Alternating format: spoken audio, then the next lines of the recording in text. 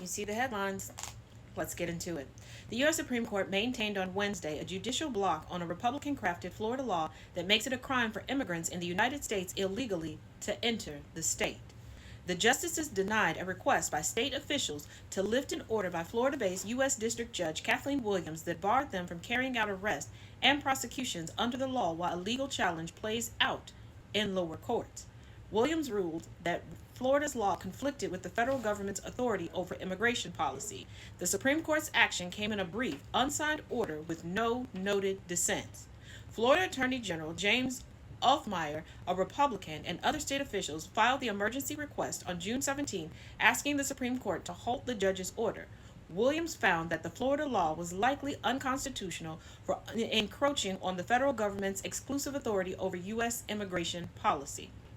The state's request to the justices was backed by the America First Legal, a conservative group co-founded by Stephen Miller, of course, a senior aide to President Donald Trump and a key architect of the administration's hardline immigration policies. Fun fact, Stephen Miller's family doesn't even like him. They're opposed to all of his policies and his views. And shocker, no shocker, your jaw will remain in place and there's no reason to clutch your invisible pearls. He hails from immigrants who have a sketchy history when it comes to becoming legal.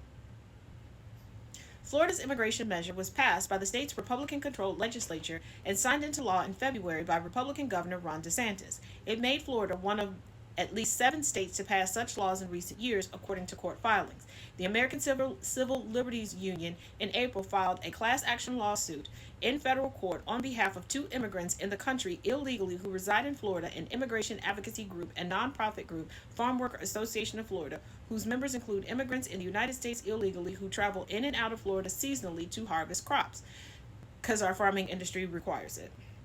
The law imposes mandatory minimum sentences for adult immigrants in the country illegally who are convicted of entering Florida after arriving in the United States without following federal immigration law.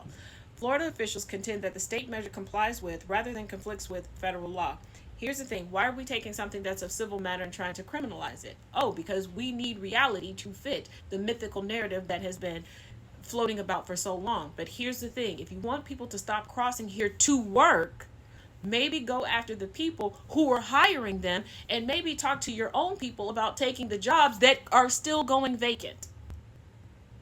Just some thoughts. Just some thoughts,